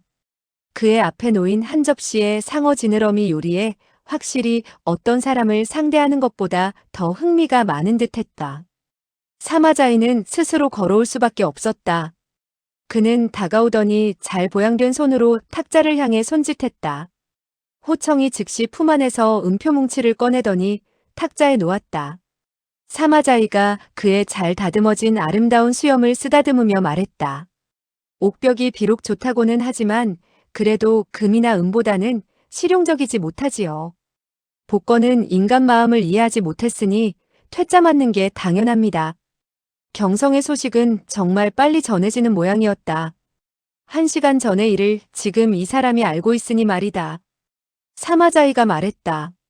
제 뜻에 대해 귀하도 반드시 감동하시겠지요? 육소봉이 고개를 끄덕여 완전히 동감임을 나타냈다. 사마자이가 말했다. 여기에는 즉시 현금으로 바꿀 수 있는 은표 5만 냥이 있습니다. 보통 사람이라면 이런 재산을 가지면 한평생 아무런 근심 걱정 없이 살아갈 수 있을 겁니다. 육소봉도 동의했다. 사마자이가 계속해서 말했다. 5만 냥의 은표와 단 2조각의 비단띠를 바꾸는 것은 손해보지 않는 장사지요. 육소봉이 여전히 동의했다. 사마자이의 얼굴에 미소가 떠올랐고 마치 이 거래가 이미 끝났다는 듯이 갈 준비를 했다. 그런데 육소봉이 이렇게 말하는 것이었다. 귀하께선 왜 은표를 가져가시지 않으십니까? 사마자이가 말했다. 어디로 말인가? 육소봉이 말했다. 비단 파는 점포로 말입니다. 사마자이는 이해하지 못하고 있었다. 길거리엔 비단집이 아주 많으니 귀하께선 마음대로 아무 집이나 가셔서 바꾸십시오. 사마자이의 얼굴에 굳어졌다. 내가 바꾸고 싶은 건 자네의 비단띠라네. 육소봉이 웃으며 말했다. 저는 바꾸지 않습니다. 사마자이의 얼굴이 불그락푸르락 하더니 차갑게 말했다. 이게 5만 냥이라는 것을 잊지 말게나. 육소봉이 한숨을 내쉬며 말했다. 당신이 만일 제가 편안하게 이 음식들을 좀 먹게 해주신다면 제가 기꺼이 5만 냥을 드리지요. 사마자이의 얼굴이 다시 불그락푸르락했다. 옆 탁자에서는 이미 웃음을 참지 못해 낄낄거리는 소리가 새어나왔다. 웃음소리가 나자마자 검광이 번뜩였으나 땅 하는 소리가 한 번 나면서 검끝은 어느새 젓가락 사이에 끼어 있었다. 웃었던 자는 이미 술에 맛이 간 한상인이었고 출수한 사람은 호청이었다. 그의 손이 한 번 날자 허리에 찼던 검이 독사처럼 빠르게 그 사람을 찔러 들어갔으나 육소봉이 더욱 빠르게 출수하여 갑자기 젓가락을 뻗어 가볍게 검끝을 낚아채서 젓가락 사이에 끼워버린 것이었다. 마치 뱀 한 마리가 7촌 정도 붙잡힌 꼴로 말이다. 호청의 안색이 급변하여 놀란 얼굴로 육소봉을 보고 있었다. 육소봉이 말했다. 그는 취했소. 호청이 이를 깨물며 힘껏 칼을 빼내려고 했으나 마치 젓가락에 뿌리라도 내린 것처럼 검은 빠지지 않았다. 육소봉이 담담히 말했다. 여기에는 다른 사람이 웃으면 안 된다는 규칙은 없다오. 이곳은 장락산장이 아니오. 호청의 이마에는 이미 땀이 배어나오고 있었다. 갑자기 또다시 검광이 한번 번쩍이면서 땅 하는 소리가 나는 순간 그의 검이 두 동강 나버렸다. 사마자이가 검을 빼내자마자 순식간에 다시 검을 집어넣으며 차갑게 말했다. 물러가라. 오늘 이후로 넌 다시 검을 써선 안 된다. 호청은 고개를 떨어뜨리고 검 조각을 보면서 눈물을 흘렸다. 육소봉이 한숨을 쉬며 말했다. 아깝구나, 아까워. 사마자이가 말했다. 아깝다니? 육소봉이 말했다. 검이 아깝고 저 젊은이가 아깝습니다. 사실 그의 검법은 아주 훌륭하다 할 만하고 이 검도 아주 괜찮은 물건이지요. 사마자이가 좁은 얼굴로 차갑게 말했다. 다른 사람에 의해 잘리는 검은 좋은 검이 아니오. 육소봉이 말했다. 그의 검이 잘린 것은 아마도 검끝이 젓가락에 끼어 있었기 때문일 겁니다. 사마자이가 말했다. 다른 사람에 의해 끼어 붙잡히는 검은 있어봤자 아무런 쓸모도 없다오. 육소봉이 그를 보며 말했다. 당신이 출소한다면 제대로 붙잡히지 않을 자신이 있습니까? 사마자이가 무뚝뚝하게 말했다. 절대로. 육소봉이 비죽 웃으며 말했다. 그래도 제 비단띠를 빌려드리지도 바꾸지도 그렇다고 팔지도 않겠습니다. 사마자이가 차갑게 웃으며 말했다. 날 충동질하려는 겐가? 육소봉이 대답했다. 하지만 당신과 내기할 수는 있습니다. 어떤 내기인데? 당신의 검으로 내기하는 겁니다. 사마자이는 육소봉의 말뜻을 알아듣지 못하고 있었다. 육소봉이 낮은 목소리로 또박또박 잘라 말했다. 당신이 검을 빼서 찌를 때 만일 그 누구도 정말로 당신의 검을 붙잡을 수 없다면 당신이 이기는 겁니다. 그렇게 해서 이기신다면 제 비단뿐 아니라 제 머리도 드리겠습니다. 사마자이가 말했다. 난 자네 머리는 필요 없네. 그래도 제 비단띠는 필요하시겠지요.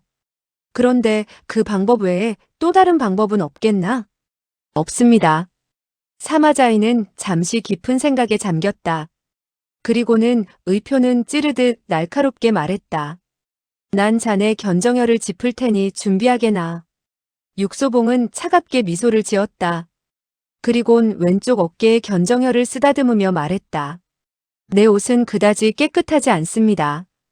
벌써 이틀이나 목욕을 못했으니 만일 당신이 그 검으로 날 찌른다면 최대한 빨리 그 검을 빼내야 할 겁니다. 왜냐하면 내 옷 때문에 당신의 칼이 더러워질 테니 말이오. 사마자이가 차갑게 비웃으며 말했다. 피로 씻어낼 수만 있다면 더러워져도 상관없네. 제 피가 깨끗할지 어떨지는 모르겠군요. 이제 자네도 알게 되겠지. 얍 하는 소리와 함께 사마자이가 출수하였다.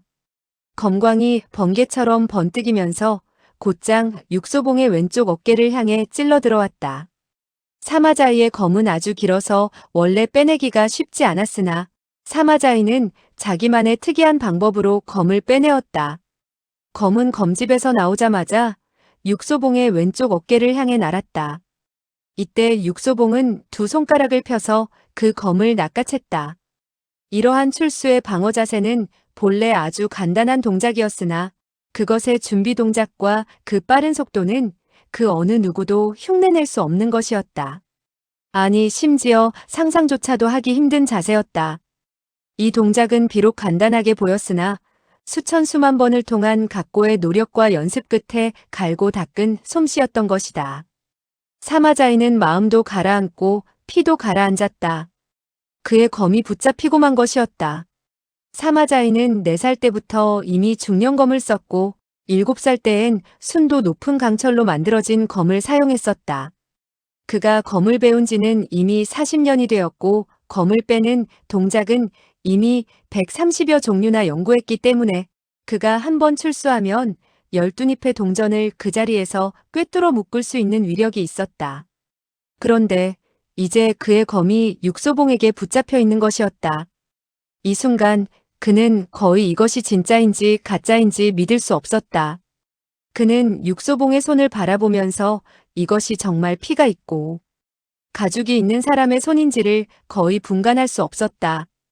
육소봉 역시 자신의 손을 바라보다가 갑자기 말했다. 당신의 이번 출수는 전력을 다한 게 아니군요. 게다가 당신은 정말 내 머리가 필요 없으신가 봅니다. 사마자이가 말했다. 자네. 육소봉이 웃으며 말했다. 정글이 너그러운 편이 못 되는데 그래도 당신은 그리 나쁜 사람이 아니어서 제 머리를 필요치 않으니 당신께 이 비단띠를 그냥 드리겠습니다. 육소봉한테 비단띠를 전해받은 사마자이는 그 비단띠를 풀어 검끝에 매달고는 큰 걸음으로 걸어나가면서 한 번도 뒤를 돌아보지 않았다. 그는 자기 생각이 바뀔까봐 두려워하고 있었던 것이다. 비록 배는 아직 부르지 않았지만 육소봉의 마음만은 아주 유쾌했다.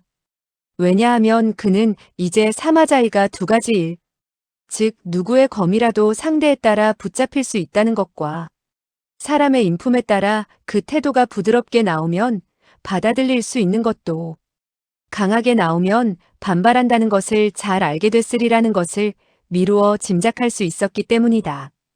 육소봉은 이제는 사마자이가 많은 재산을 가지고 횡포를 부리거나 남을 못살게 구는 일등의 나쁜 짓을 하지 않을 거라 생각했다. 그런데 이러한 일이 육소봉 자신에게는 또 무슨 이득이 있는가? 그러나 그는 그러한 부분에 대해서는 전혀 생각지 않았다. 육소봉이 하는 일은 원래부터 자기 자신을 위해 계산해놓고 하는 일이 없었기 때문이다. 그러나 그의 뱃속에서는 항의가 일어났다.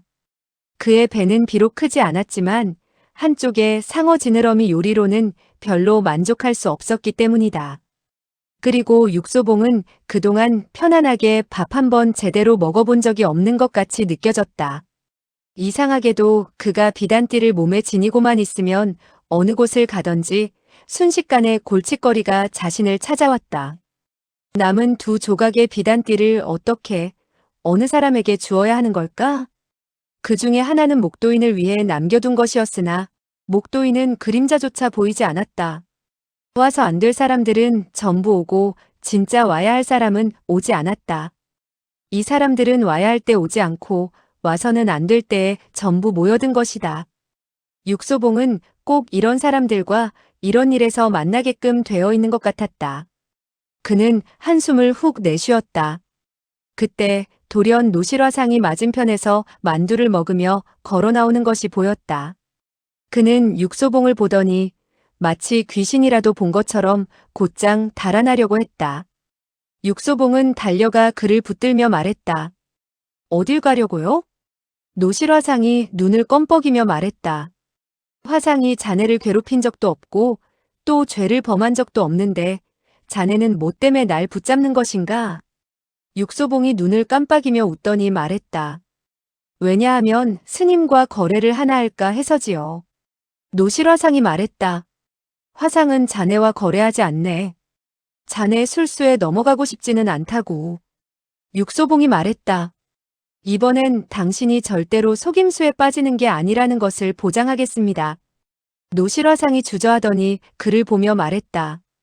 무슨 거래인가? 먼저 말해보게나. 육소봉이 말했다. 이 비단띠를 스님의 만두와 바꿉시다. 노실화상이 말했다. 싫네. 육소봉이 놀라며 말했다. 왜 싫어요? 노실화상이 말했다.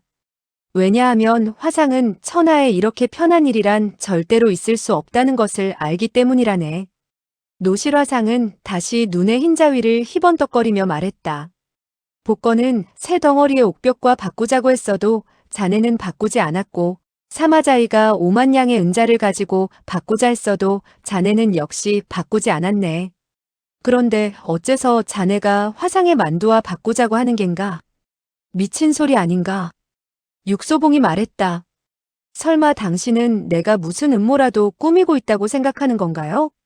자네가 음모를 꾸미든 아니든 어쨌든 속임수에 걸려들기는 싫네. 정말 안 바꿀 겁니까? 절대로 안 바꾸겠네. 후회하지 않을 겁니까? 후회하지 않네. 좋아요. 바꾸지 않겠다면 바꾸지 않는 거지요. 뭐. 하지만 내가 말하고 다닐 때 말 못하게 막을 생각일랑 말아요. 노실화상이 심퉁맞게 물었다. 뭘 말하는데? 육소봉이 시침을 떼듯 짧게 말했다. 화상이 기원해서 놀던 얘기죠 뭐. 그러자 노실화상은 돌연 그의 손에 만두를 가득 얹어주곤 그의 어깨 위에 있던 비단을 가지고는 고개를 설레설레 저으며 걸어가 버렸다. 육소봉이 큰 소리로 말했다. 그중 하나는 목도인의 것이라는 걸 절대 잊지 마세요. 하나는 분명히 그에게 전해줘야 합니다. 안 그러면 난 말해버릴 겁니다. 노실화상은 뒤도 한 번 안 돌아보고 채찍질 당하는 말처럼 재빠르게 가버렸다. 육소봉은 전신이 날아갈 듯이 가벼워짐을 느꼈다. 한 번도 이토록 기분이 즐겁고 유쾌한 적이 없었다. 육소봉은 이 비단띠를 모두 남에게 줘버렸기 때문에 자신의 어깨를 짓누르던 천근만근의 부담감 역시도 동시에 남들에게 다 나누어준 기분이었다. 만두는 여전히 따뜻했고 그가 한 입 깨물자 확실히 만두가 상어 지느러미 요리보다 훨씬 맛있다는 느낌이 들었다. 그런데 그는 최후의 비단띠 한 조각은 자기를 위해 남겨놓아야 한다는 사실을 까맣게 잊어버리고 있었다. 그는 본래 줄곧 노실화상이 이 음모의 주범이 아닐까 의심했었으나 그것 역시 전부 잊어버렸다. 그는 바보인가 천재인가? 해는 서편으로 점점 기울고 있었다. 육소봉이 노실화상에게 비단띠를 건네준 지도 벌써 1시간이 지났다. 그 1시간 동안 그가 뭘 하고 다녔는지 아는 사람은 아무도 없었다. 육소봉은 줄곧 성안을 왔다 갔다 하며 빈둥거리며 쏘다니는 것처럼 보였다. 설사 누군가가 그를 미행한다 해도 일찌감치 그에 의해 따돌림당했을 것이다. 그는 당연히 어느 누구도 합방제에 데려갈 수 없었다. 육소봉은 후문으로 들어갔다. 후원은 적막했고 바람결에 국화꽃과 개수나무 향기가 밀려오고 있었다. 석류나무 아래의 도랑에서는 금붕어 한 쌍이 유유자적 논일었다. 육소봉은 꽃밭 사이를 지났다.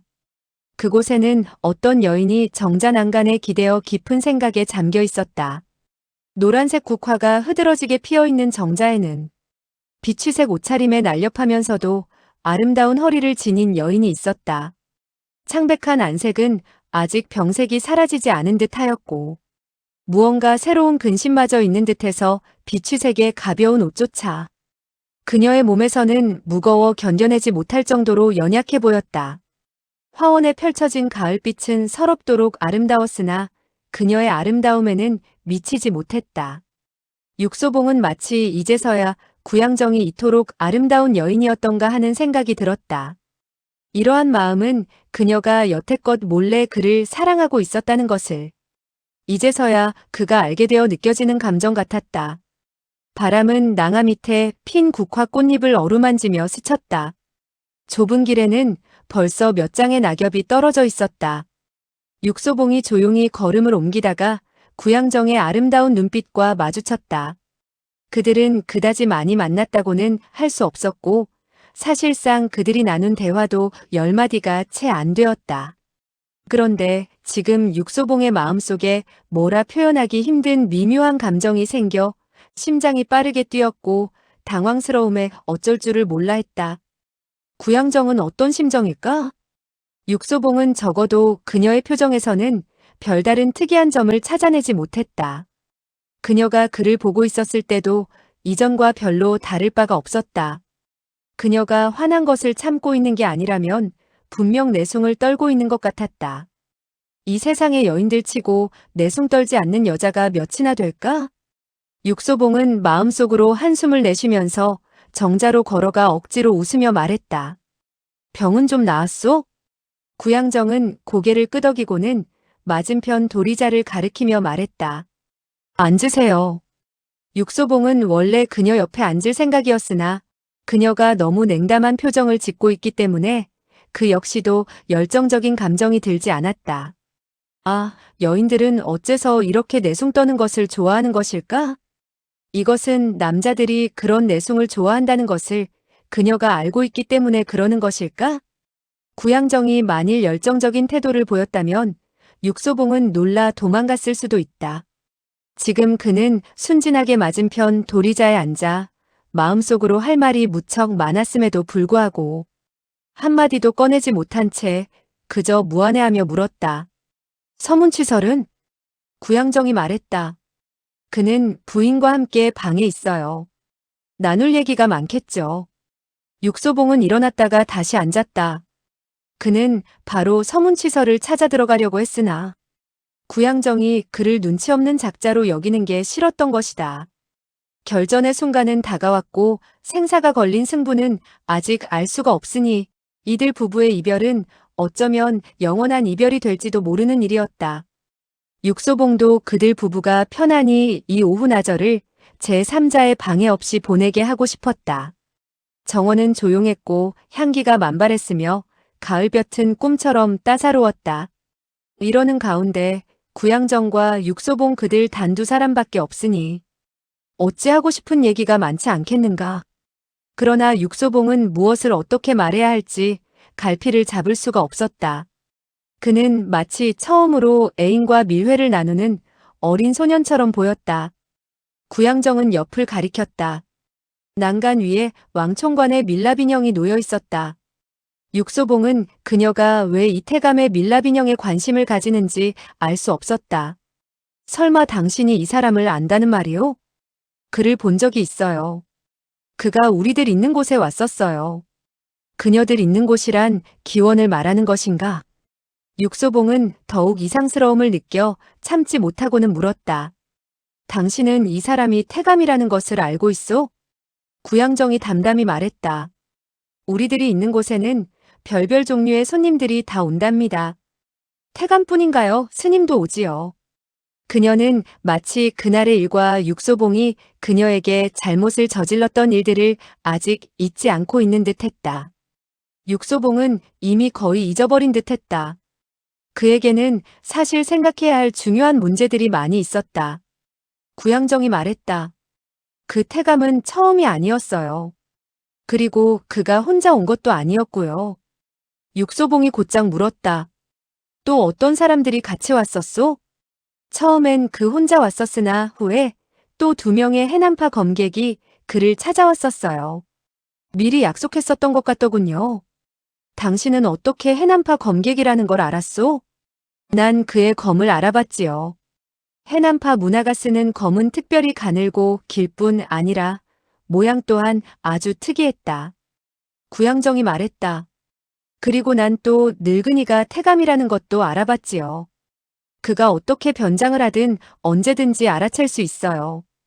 육소봉이 말했다. 그날 손노야도 같이 있었소? 네. 육소봉의 눈이 빛났다. 왕총관이 그 2명의 해난파 검객과 기원에서 만나기로 약속했다면 분명 무언가 중요한 기밀을 의논하기 위해서였을 것이다. 그들은 구양정과 손노야가 경성에 왔다는 것을 알고 자신들을 알아볼까 두려워서 그를 죽여 입을 막으려고 했을 것이다. 공손 큰아가씨의 죽음도 분명 이 사건과 관계가 있을 터였다. 그 2명의 해난파 검객은 분명 천량단에서 죽은 그들임이 확실했다. 육소봉은 길게 한숨을 내쉬었다. 단서 하나는 이미 찾아낸 셈이니 이제 다른 단서들과 함께 이 비밀을 파헤치기만 하면 되었다. 방금 그가 단서 하나를 찾아냈던가?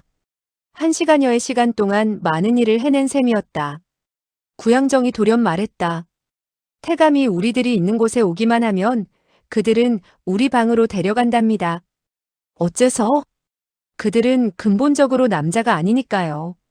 그녀가 차갑게 계속 말했다. 쓸모없는 남자일수록 남자인 척 기세를 부리고 싶어 하지요. 설사 내가 그들에게 방바닥에서 자라고 한다 해도 그들은 아무런 소리도 못하고 오히려 돈을 더 줄 거예요. 그들은 다른 사람들이 자신들의 약점을 알까봐 겁내니까요. 육소봉이 급하게 물었다. 그날 저녁 노실화상이 당신 방에 있었을 때도 역시 방바닥에서 잤었소? 구양정이 고개를 끄덕였다. 설마 그도 태감이라는 거요? 비록 태감은 아니지만 남자도 아니지요. 육소봉은 탄식했다. 이제서야 그는 노실화상이 왜 거짓말을 했는지 알았다. 쓸모없다는 이 말은 어떤 남자든지 치욕적이라고 느끼기 때문에 차라리 돈을 주고 여인을 사서 그냥 방바닥에서 혼자 잠을 잘지언정 다른 사람들이 자신을 쓸모없는 인간이라는 것을 알아차리는 것을 원하지 않는 법이었다. 노실화상 역시 남자였고 이런 허영심은 중이라도 가지게 되는 법이었다. 구양정은 왕총관의 밀랍인형을 보면서 차갑게 말했다. 그날 밤 이 늙은이는 날 조금도 건드리지 않았어요. 내가 자신이 태감이라는 것을 알까봐 겁냈던 거지요. 그리고 그는 분명히 내가 자기가 진정한 남자가 아니라는 것을 알아보았기 때문에 쫓아내지 않았었다는 걸 전혀 몰랐을 거예요. 그녀는 얼굴에 갑자기 이상 야릇한 표정을 떠올리더니 낮은 목소리로 말했다. 당신은 왜 지금까지 날 건드린 남자가 없는지 알고 있나요? 구양정이 웃으며 말했다. 왜냐하면 난 남자를 싫어하기 때문이에요. 육소봉이 참지 못하고 물었다. 나도 싫소? 구양정이 차갑게 그를 한번 쳐다보았다. 긍정도 그렇다고 부정도 아닌 묘한 표정이었다. 육소봉은 얼핏 구양정이 결코 그를 사랑한 적이 없었던 것은 아닐까 하는 생각을 하며 쓴웃음을 지어 보였다. 만일 13번째 부인이 그렇게 말하지 않았었다면 육소봉 역시도 절대로 그렇게 생각할 리가 없었다. 그 말은 전부 13번째 부인이 짓거린 말들일 뿐 아니라 그녀는 일부러 육소봉으로 하여금 구양정이 자기를 사랑한다고 믿게 해서 육소봉이 그 튀긴 조개를 다 먹어치우게 하려고 했던 것이었다. 구양정 자신은 그런 말을 한마디도 한 적이 없을 뿐 아니라 그렇다는 의사표현도 해본 적이 없었다. 이런 느낌을 어렴풋이 깨닫고 나자 육소봉의 마음은 비록 쓰라리고 아팠지만 조금은 부담을 던 듯하여 그의 태도가 오히려 자연스러워졌다. 구양정이 말했다. 왜 웃어요? 육소봉이 말했다. 난 노실화상 때문에 웃은 거라오. 난 방금 탕산후 2개를 그에게 줘버렸다오. 탕산후를? 탕산후란 비단띠를 말하는 거요. 구양정은 더더욱 이해 못하고 물었다. 무슨 비단띠죠? 육소봉이 즉시 그녀에게 설명해 주었다. 그러면서 사공적성이 그의 비단띠를 훔쳐간 대목에 이르자 그는 내심 화가 났고 노실화상의 얘기에 이르자 박장대소하는 게 꼭 어린애처럼 즐거워했다. 구양정은 그를 보면서 눈에 또 이상한 빛을 발하였다. 이 사람은 그 2개의 천금만큼 귀한 비단띠를 다른 사람의 만두 하나와 바꿔놓고서도 뜻밖의 커다란 이익을 얻은 것처럼 저렇게 즐거워하다니. 그녀는 육소봉의 심정을 이해하기 어려웠다. 육소봉이 말했다. 다만 당신 병이 아직 완전히 낫지 않은 게 안타까울 따름이라오. 그렇지 않으면 당신에게 꼭 하나를 남겨서 견문을 넓힐 기회를 주는 거였는데 말이오. 구양정이 말했다. 그럼 이제 당신에게는 비단띠가 하나도 없는 건가요? 반조각도 없다오. 오늘 밤 당신은 떠나지 않을 건가요? 당연히 갈 것이오. 그럼 당신의 비단띠는요? 육소봉은 순간 당황했다. 지금에서야 그는 자기가 비단띠 하나는 남겨뒀어야 한다는 사실을 잊고 있었음을 깨달았다. 혹시 노실화상은 그가 이 사실을 깨달을까봐 겁나서 비단띠를 갖게 되자마자 즉시 도망가 버린 게 아닐까? 육소봉의 표정을 보자 구양정은 저도 모르게 푸아하고 웃어버렸다. 이렇게 바보 같은 사람은 정말 보기 드문 존재였다. 육소봉은 미간을 찌푸리며 한참을 앉아있다가 돌연 뛰어올라 밖으로 뛰어나갔다. 서문치설과 손수청이 꽃길을 따라 막 걸어오다가 놀라서 그를 보았다. 육소봉은 손 한 번 흔들지도 않고 그들 곁을 지나쳐 뛰어가 버렸다. 마치 누가 빗자루를 들고 뒤쫓아오기라도 하는 것처럼 말이다. 손수청은 난간에 기대어 있는 구양정을 보더니 말했다. 내가 육소봉을 화나게 한 거냐? 구양정은 미소를 지으며 고개를 가로저었다. 그녀의 웃음은 너무도 감미로워서 어떻게 보아도 다른 사람을 화나게 한 모습은 아니었다. 손수청이 말했다. 내가 육소봉을 괴롭힌 것도 아니고. 구양정이 생긋 웃으며 말했다. 그 사람은 괴롭힐 필요도 없어요.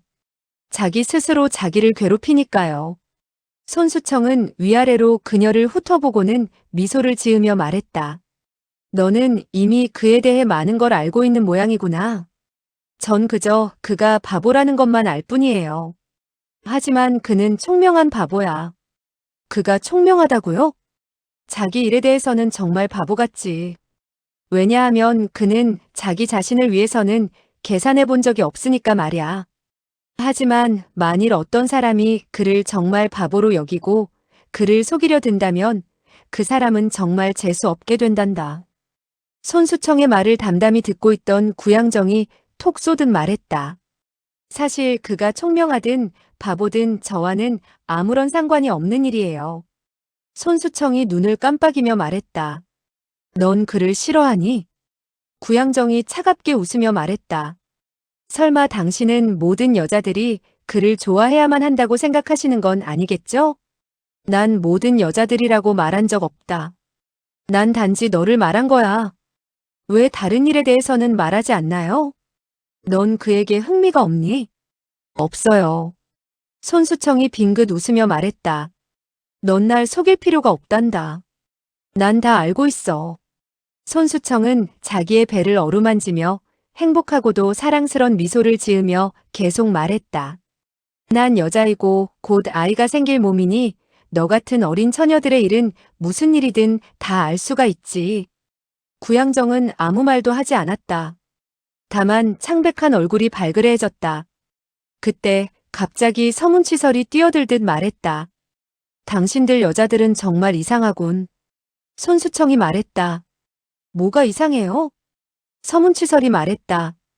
당신들은 남자를 좋아하면 좋아할수록 겉으로는 더욱 냉담한 척하니 난 정말 왜 그러는지 모르겠소. 손수청이 툭 쏘듯 말했다. 당신은 우리가 어떻게 하기를 바라는 거예요?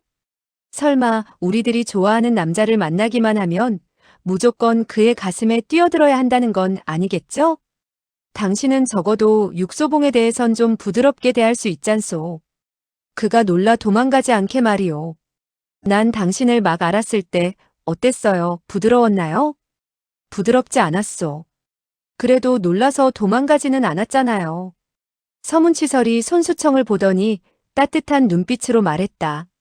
나 같은 남자는 뭐세라도 놀라 도망가진 않는다오. 손수청이 빙긋 웃으며 말했다. 맞아요. 그래서 여자들은 당신 같은 남자를 좋아하지요. 손수청이 다가와 서문치설의 손을 잡으며 부드럽게 말했다. 여자들은 사냥과 비슷해서 남자가 강하게 끌고 가야 하는 거예요. 만일 당신에게 사냥을 끌고 갈 용기가 없다면 그저 그 앞에서 사냥이 이리저리 뛰어나다니는 것을 보고 있어야만 할 뿐 영원히 그 값비싼 뿔은 얻지 못하지요. 서문치설이 미소를 지으며 말했다. 지금 당신은 당신의 뿔을 이미 내게 주었잖소? 손수청이 가볍게 한숨을 쉬며 말했다. 난 지금 뿔뿐 아니라 가죽이고 뼈고 전부 당신에게 드린 몸이지요. 그들은 서로 기대어 조용히 9월의 석양 아래에 서 있었다. 마치 옆에 다른 사람이 있다는 것은 잊어버린 듯, 또 마치 이 세상 전체를 다 잊어버린 듯한 모습이었다. 석양빛은 좋았으나 곧 황혼 무렵이 가까워오고 있었다. 그들은 계속 이렇게 기대어 오랫동안 있을 것만 같았다. 구양정은 멀리 그들을 바라보면서 마음속으로 그들의 행동과 기쁨을 빌다가 갑자기 뭐라 형용할 수 없는 공포심이 엄습해 들어옴을 느꼈다. 이것은 그들이 지난 행복 때문에 드는 공포였다. 왜냐하면 그녀는 일찍부터 서문치설이라는 사람을 알고 있었고 또한 서문치설의 검을 알고 있었기 때문이었다. 그의 검은 본래 평범한 사람이 다룰 수 없는 것이었다. 피와 살이 있고 감정이 있는 사람은 절대로 그렇게 예리하면서 무정한 검법을 쓸 수가 없다. 그 검법은 거의 신에 가까운 것이었다. 서문치설은 원래 감정이 있고 피와 살이 있는 평범한 사람이 아니었다. 그의 생명은 이미 그의 검에 바쳐져서 그와 그의 검은 이미 한 몸이 되어 거의 신의 경지에 가까워져 있었다. 그러나 이제 그는 평범한 한 사람으로 변하여 피와 살이 생기고 감정이 생겼으니 그가 아직도 그의 그 무정한 검법을 쓸 수 있을까? 과연 그는 엽고성을 물리칠 수 있을까? 구양정은 내심 걱정이 되었다. 석양은 서럽도록 좋았으나 서쪽으로 점점 기울어져 갔고 달이 차올랐다. 오늘 밤의 달은 분명한 사람의 피로 선명하게 물들 것이었다. 그 피는 과연 누구의 피가 될 것인가?